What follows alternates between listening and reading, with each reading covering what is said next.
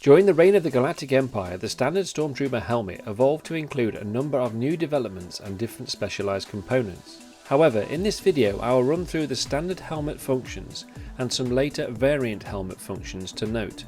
The standard model of helmet possessed a multitude of functions which helped the trooper operate as an effective soldier. Starting with the helmet's construction of 4 layers of protection, the helmet's white outer shape was formed from a material known as plastoid composite that was meant to be impervious to chemical warfare.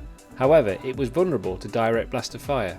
Underneath the plastoid composite was the first layer known as the anti-laser mesh. This was to absorb and block lasers, but again was vulnerable to laser blasts in close combat situations.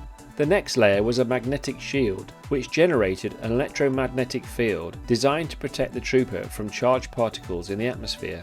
The third layer housed the inner shock padding for comfort and ensuring the helmet would fit firmly around the trooper's head.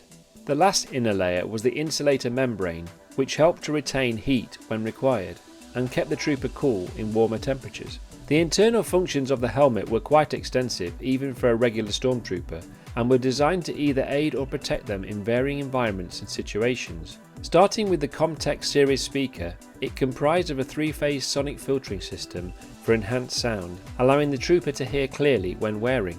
Moving down to the atmospheric cycling unit, this regulated the airflow between high and low pressure areas, aiding the trooper to breathe normally despite the atmospheric conditions. The unit was connected to each of the air exhausts towards the front. In this case, for example, specific variants of Stormtroopers such as Lava or Magna Troopers had an advanced version of this unit to protect them against harmful gases. The unit also contained a smaller ventral power cell which plugged into the standard helmet, as well as the communication sets and other field equipment.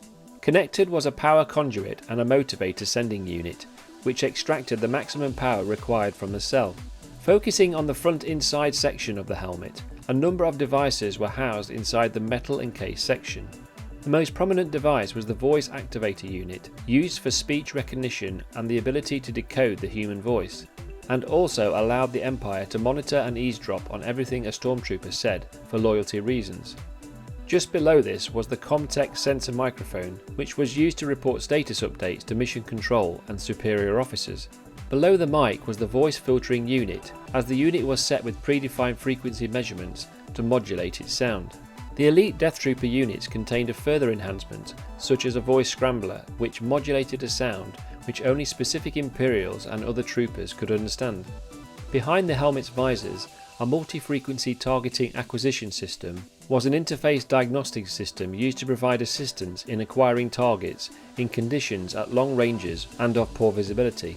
Other Stormtrooper helmets like the Scout Trooper helmet had other enhancements, such as electromagnetic vision enhancement visor and a boosted comlink system for long-range communication. And also another variant, the Snow Trooper, had polarized snow goggles. On the outside of the helmet there were various elements of note, which were obviously linked to the internal helmet functions.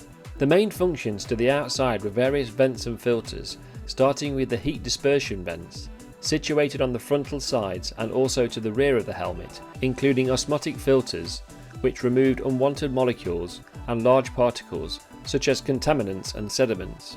To support the atmospheric cycling unit, these exhaust filters processed the pressurized airflow to the trooper. At the front were 2 induction filters linked to the air exhaust inside the helmet, as well as the main frontal air filter.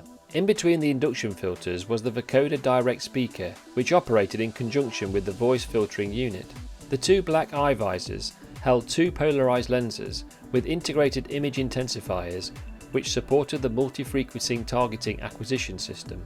On the sides of the helmet there were 2 auditory sensors, which converted sound waves to each Comtech series speaker. Also in this section was the lateral conduit housing, which provided extra protection from weather and corrosion to electrical components. The bottom surrounding section contained an auto-sealed conduit to encase the trooper's head and support the atmospheric cycling unit inside the helmet.